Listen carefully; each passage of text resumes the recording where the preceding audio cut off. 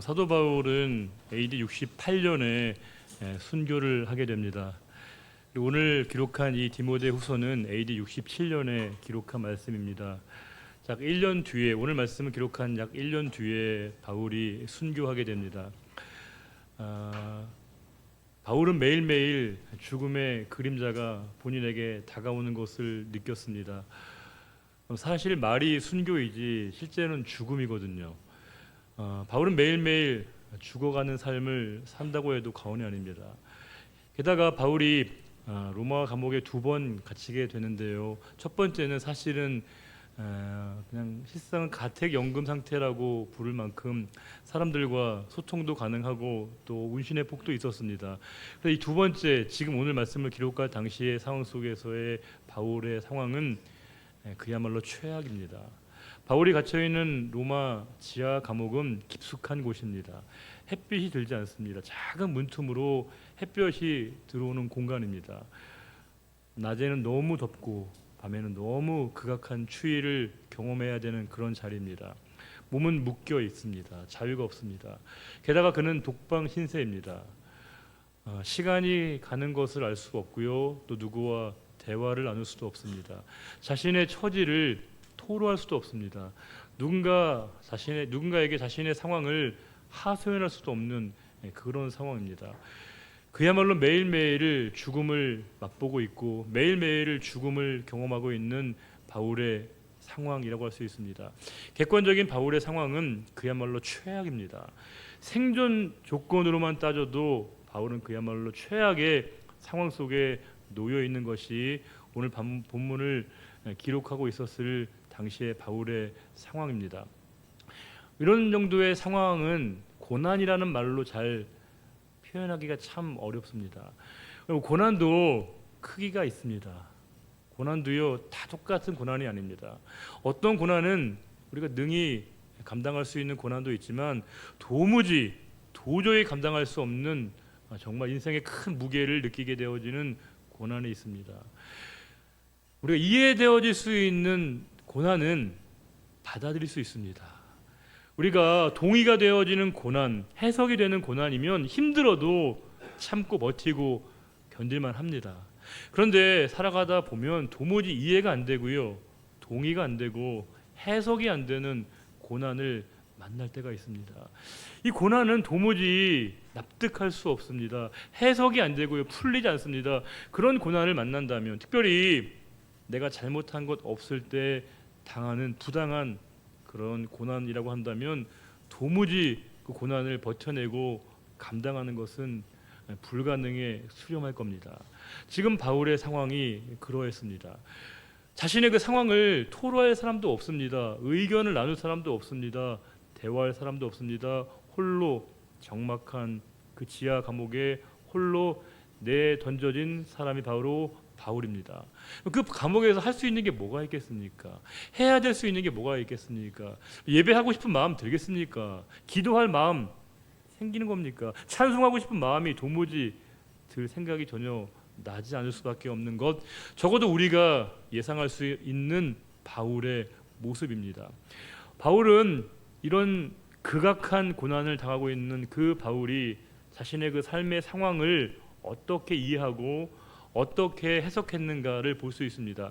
그 한 사람의 언어의 세계를 보면 그 사람의 마음을 우리가 짐작할 수 있습니다. 그 사람이 어떤 말을 하고 어떤 표현을 하는가를 보면 그 사람의 마음의 중심의 방향을 우리가 짐작할 수 있습니다. 오늘 본문을 보시게 되면 바울이 이렇게 얘기합니다. 나는 하나님의 뜻으로 말미암아 그리스도 예수 안에 있는 생명의 약속대로 그리스도 예수의 사도가 되었다, 이렇게 말합니다. 여기에서의 생명의 약속은 한 단어로 얘기하면 복음입니다. 바울에게 복음은 생명의 약속이었습니다. 지금 바울은 생사를 장담할 수 없는 상황 가운데 자신에게 생명을 주시는 분이 바로 하나님이시고 나에게 영생을 허락하시는 분이 바로 하나님이시고 그 사실이 그에게 복음이라는 것을 바울이 믿고 확신하고 있습니다. 바울은 언제나 그렇게 얘기합니다. 자신을 설명할 때 나는 그리스도 예수의 사도라고 얘기합니다. 나를 부르시고 나를 택하시고 나를 세우신 분이 바로 하나님이시라, 이렇게 말합니다. 저는 매번 이 자리에 설 때마다 두렵고 떨림이 있습니다. 설렘과 기대함이 있습니다. 왜냐하면 저를 부르신 분이 바로 하나님이시기에 그렇습니다. 여러분도 마찬가지 아닙니까? 우리가 예배를 드릴 때 여러분의 예배 자리는 그 누구도 대신할 수 있는 게 아닙니다. 하나님이 여러분을 예배자로 부르신 겁니다. 우리는 단순하게 회중으로 모였다 흩어지는 사람들이 아닙니다. 하나님을 예배하도록 하나님께서 우리를 당신의 예배자로 우리를 부르신 것이고, 여러분이 앉아 계신 그 자리는 그 누구에게도 하나님이 양보하지 않으시고 여러분들을 부르셔서 예배 그 자리를 택하시고 하나님을 예배하도록 우리를 이 자리에 부르시고 세우신 것입니다. 그런 마음으로 살아갔던 바울에게 자신은 그리스도 예수의 사도라고 얘기합니다. 그 사도 바울이 그 사랑하는 아들 디모데에게 편지하고 있습니다. 우리가 바울을 볼 때 바울이 디모데를 사랑하는 아들 이렇게 부르지 않습니까? 부모와 자식의 관계는 엄청난 수직적 관계이고요, 위계 관계입니다. 힘이 지배할 수 있는 관계입니다. 그런데 바울은 지금 자신의 권위를 보여주기 위해서, 자신의 힘을, 위계 관계를 표현하기 위해서 자신을 믿음의 아들 디모데를 믿음의 아들로 얘기하는 게 아닙니다. 가장 사랑했던 사람, 가장 아꼈던 그 디모데를 가리켜서 믿음의 아들, 사랑의 아들 디모데에게 그가 편지하노라 이렇게 말합니다. 3절 말씀은 우리나라 말씀의 이 문장의 구조와 헬라어의 문장 구조가 조금 달라요. 우리말 번역에는 감사하다는 말이 맨 뒤에 있지만 헬라어 성경 원문에는 감사하다는 말이 제일 앞에 나옵니다. 바울이 나는 감사합니다, 나는 너무 감사합니다 이렇게 말하고 있는 거예요. 바울이 뭘 감사하고 있느냐가 내가 너를 위해서 항상 밤낮으로 간구하고 기도하고 있다 이렇게 말하고 있습니다. 여러분, 감사의 수준이 다르죠. 바울이 감사하고 있는 내용이 뭐냐면 내가 너를 위해서, 너 디모데를 위해서 내가 밤낮으로 기도하고 있어, 그게 너희가 너무 감사해 이렇게 말하는 거예요. 밤낮 기도한다는 말은 빈도수를 얘기하는 것만이 아니겠죠. 내가 어떤 때, 어떤 시간, 어떤 장소, 그 특정한 상황에 내가 기도한다는 것을 표현하기 위해서 바울이 이런 얘기를 한 것이 아니고요, 바울에게 지금 디모데를 향해서, 디모데를 위해서 하고 있는 바울의 기도는, 이 기도가 바울의 삶에 뭐예요? 습관이 되었다는 것입니다. 하고 싶을 때 하고 하기 싫을 때 하지 않고, 내가 마음에 내키면 하고 그렇지 않으면 안 하는 것이 아니라 언제나 정해진 시간에, 정해진 때, 정해진 장소에서 언제나 디모데를 향해서 기도하고 있는 바울의 모습을 볼 수 있습니다. 믿음은 습관입니다. 믿음은 좋은 습관을 형성하는 겁니다. 우리에게 예배는 습관입니다. 내가 드리고 싶을 때 드리고, 기도하고 싶을 때 기도하고, 찬송하고 싶을 때만 찬송하는 것이 아니라 우리에게 이 예배드리고 기도하고 찬양하는 것은 우리 신앙의 습관이 되어야 합니다. 또한 이 습관은 습관의 단계만 아니라 그 이상을 욕심내야 합니다. 그것은 뭐냐면 신앙의 인격입니다. 우리가 습관에만 머무르면 안 되고요, 궁극적으로 도달돼야 될 것은 신앙의 인격입니다. 우리의 모든 신앙인의 궁극적인 인격의 목표치가 있습니다. 우리가 바라봐야 될 유일한 목표가 있습니다. 누구이십니까? 예수 그리스도이십니다. 우리는 그분의 장성한 인격에 도달되는 겁니다. 그럼 그리스도의 인격이 된다는 건, 신앙 인격이 된다는 건 뭘까요? 그리스도를 닮아가는 삶입니다. 우리가 왜 기도하는 거예요? 주님이 기도하셨기에 우리가 주님을 본받아서 기도하는 겁니다. 우리가 왜 찬송하는 걸까요? 주님이 그렇게 우리에게 본을 보이셨기에 우리가 주님을 본받아서 찬양하고 기도하고 예배하고 있는 거예요. 지금 바울이 디모데를 향해서 그렇게 얘기하는 거예요. 내가 밤낮 너를 위해서 기도하고 있는데 내가 너무 감사해. 그것 때문에 내가 너무 하나님께 감사해. 이렇게 얘기하고 있습니다.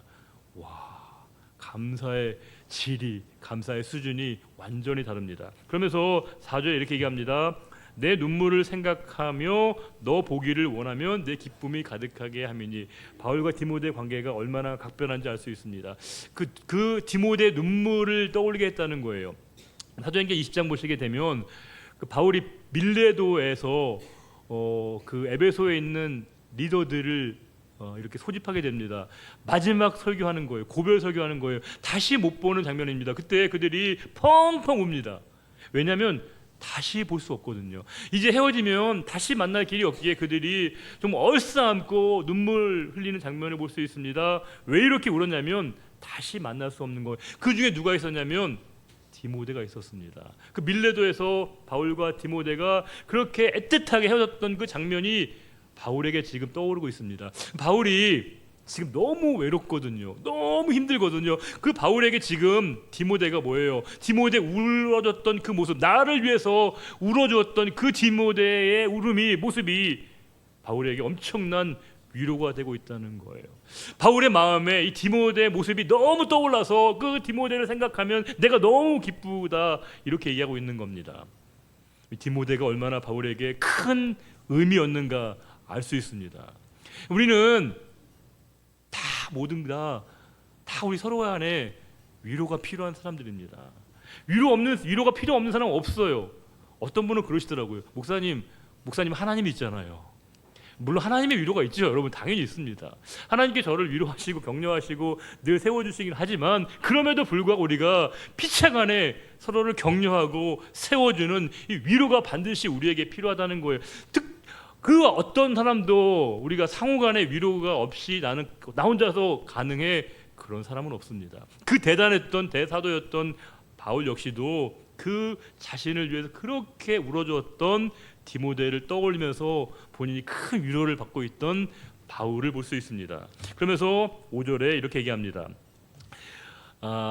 그 이유가 뭐냐면 너 속에, 너 마음에 거짓이 없는 믿음이 있는 걸 내가 봤어. 근데 그 믿음이 어떤 믿음이냐면 너의 외할머니였던 로이스, 너의 어머니였던 유니게 속에 있었던 믿음인데 너에게도 그 믿음이 있는 것을 내가 확신하고 있어, 이렇게 얘기합니다. 이 말씀을 우리가 통해서 알 수 있는 게 뭘까요?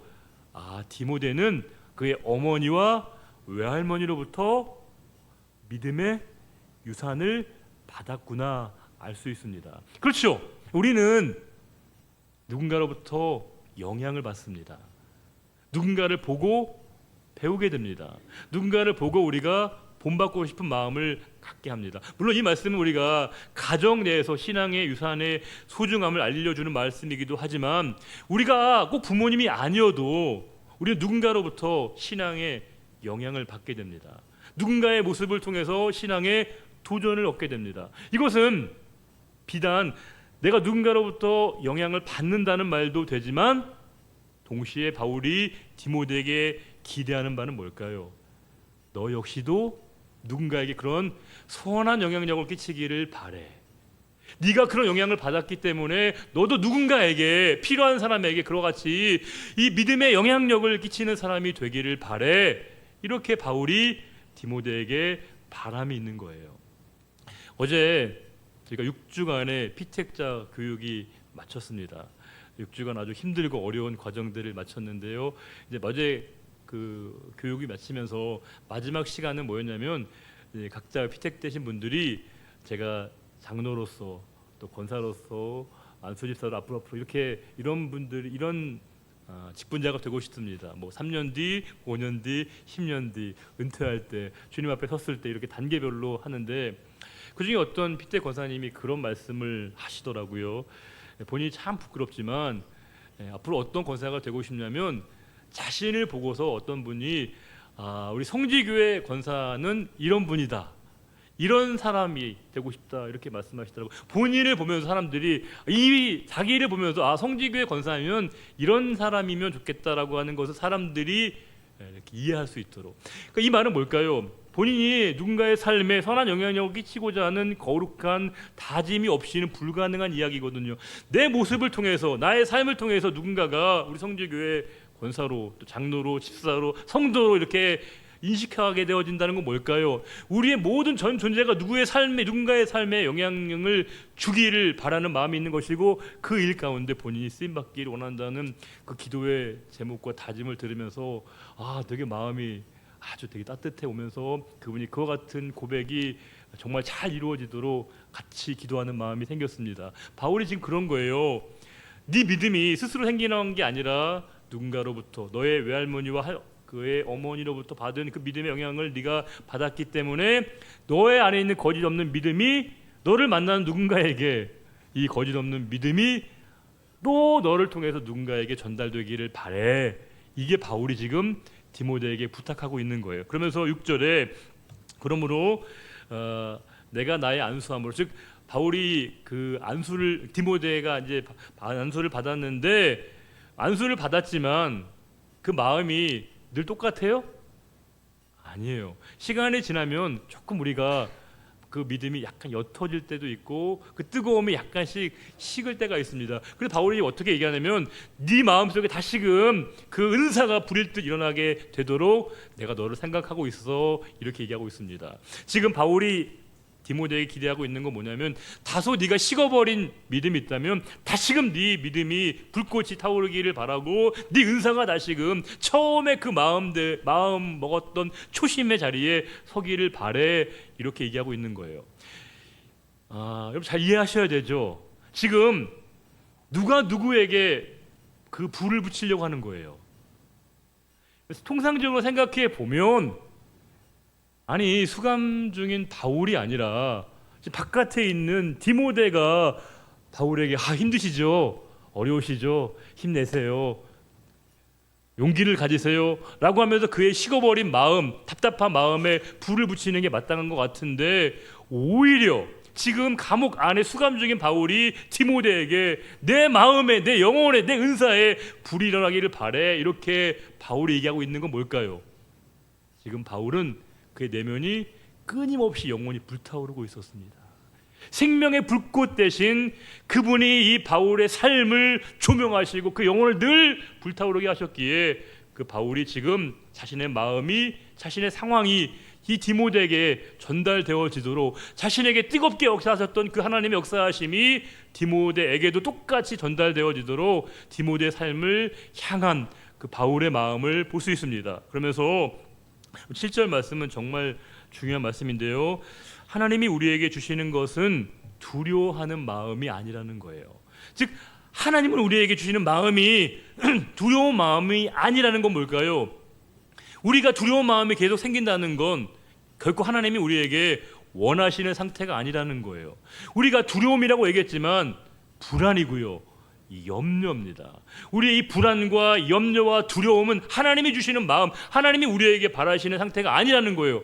그러면 그럼에도 불구하고 우리는 두렵지 않습니까? 현실의 무게를 생각하면 떨리고요, 두렵고 염려하고 미래만 생각하게 되면 답답해지는 게 솔직한 우리의 모습인데, 오늘 말씀은 두려움은 하나님이 주시는 마음이 아니다는 건, 다른 말로 얘기하면 어떻게 그럼 우리가 이 두려움으로부터 벗어날 수 있는 겁니까? 두려움으로부터 우리가 자유할 수 있는 이유가 뭐라는 거예요?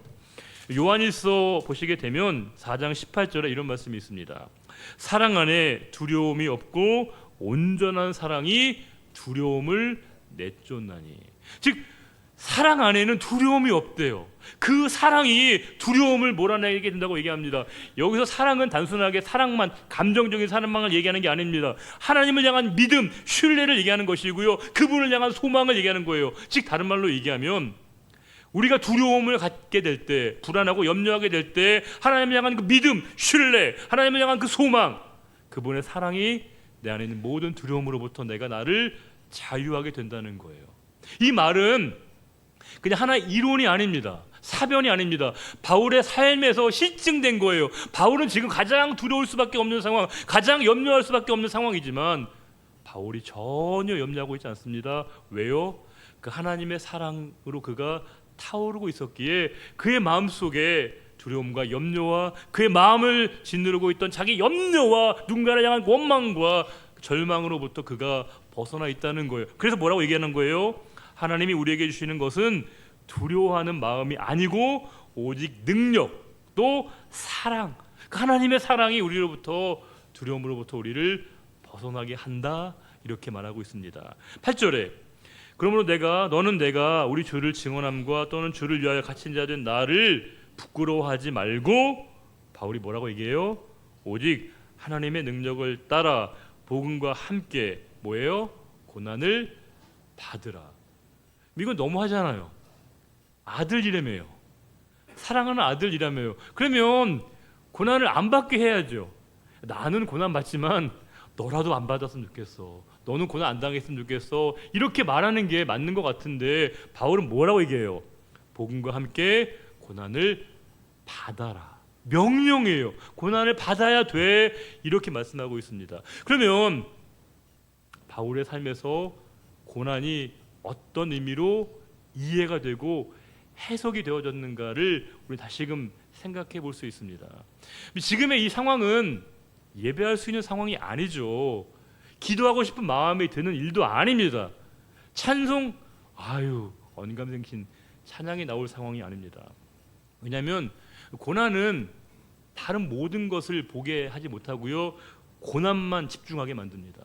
너무 힘들고 너무 고통스러우니까 고난은 다른 모든 게 안 보여요. 고난당하고 있는, 고통당하고 있는 자기밖에 안 보입니다. 이 고난이 갖고 있는 치명적인 어려움이거든요. 그런데 고난은 그 어떤 것도 보지 못하게 만드는 것이지만 역설적으로 그 무엇도 볼 수 없기에 그 고난의 현장, 고난의 자리는 바울이 주님을 보게 했다는 겁니다. 주님을 예배하게 했다는 거예요. 주님께 기도하게 만들었습니다. 그 고난의 절대적인 상황이 바울의 삶에 예배가 깊어지게 했습니다. 기도가 깊어지게 했고요, 찬양이 깊어지게 만들었습니다. 고난을 자초하고 싶은 분은 아마 아무도 없을 겁니다. 고난을 기꺼이 내가 받고 싶다, 이런 사람은 아무도 없을 겁니다. 지금 바울도 어쩌면 본인이 이것을 자초하거나 원하는 상황은 아니었을지 모릅니다. 그러나 그는 이 절대적인 고난을 경험하면서, 이 고난을 당하면서 하나님을 더 깊이 그가 만나게 되었고요, 하나님을 더 깊이 예배하게 되었고, 하나님께 더 간절하게 기도하게 되었습니다. 바울이 그렇게 하나님께 절박하게 예배할 수 있었던 이유는 뭐냐? 역설적으로 그가 내일이 없었다고 생각한 겁니다. 내일의 또 다른 하루가 나에게 주어진다고 생각하지 않았기에 그의 오늘의 예배는 절대적인 예배가 되었습니다. 하나님만을 집중하게 만들었고요, 하나님만을 묵상하게 만들었고, 가장 드릴 수 있는 최선의 예배를, 최선의 기도를, 가장 아름다운 찬양을 드릴 수 있는 그 자리로 그의 삶을 하나님이 바꾸게 되신 겁니다. 성도의 고난은 아픔만이 아닙니다. 성도의 고난은 슬픔만을 의미하지 않습니다. 성도의 고난은 내가 육체적으로 아파하고 고통만을 생각하는 자리가 고난이 아닙니다. 성도의 고난은 하나님을 느끼지 못하는 겁니다. 성도의 고난은 하나님을 경험하지 못하는 순간입니다. 성도의 고난은 하나님을 바라보지 않을 때입니다. 반면에 하나님을 바라보게 될 때, 하나님을 예배하게 될 때 우리의 고난은 전혀 다른 의미로 받아들이게 된다는 것입니다. 바울은 그러하기에 믿음의 아들 디모데에게 복음과 함께 고난을 받으라고 그에게 권면한 겁니다.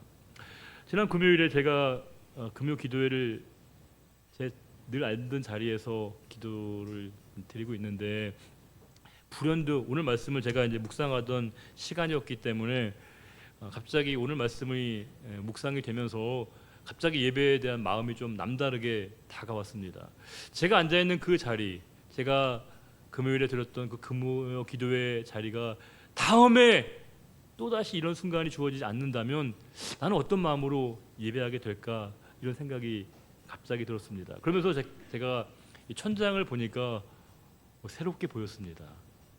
늘 앉던 자리였거든요. 제 자리가 새롭게 보여졌습니다. 옆에 있는 분이, 앞에 있는 분들이 새롭게 느껴졌습니다. 사실 바뀐 건 아무것도 없지요. 달라진 건 아무것도 없습니다.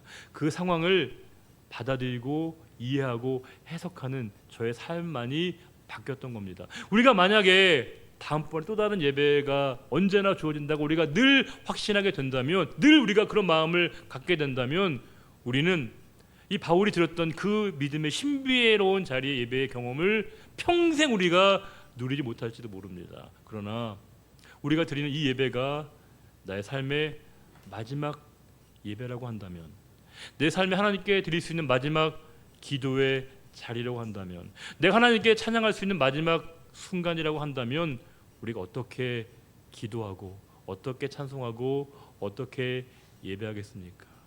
여러분과 저에게 하나님이 이렇게 부르십니다.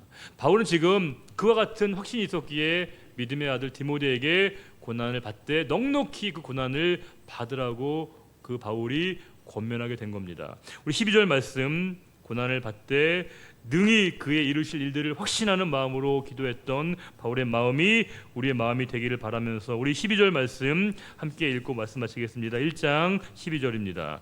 이로 말미암아 내가 또 이 고난을 받되 부끄러워하지 아니함은 내가 믿는 자를 내가 알고 또한 내가 의탁한 것을 그날까지 그가 능히 지키실 줄을 확신함이라. 아멘. 주님, 사도 바울의 상황을 생각하면 끔찍합니다. 아무도 없습니다. 아무도 그를 도울 수 없습니다. 고독한 그 자리, 어둠의 자리, 시간이 어떻게 흐르는지도 모르는 그 자리에서 바울은 그의 마음의 눈을, 시선을 주님께 두고 주님을 예배하고 주님을 바라봤던 것처럼 하나님, 우리의 삶이 그와 같은 자리가 되기를 원합니다.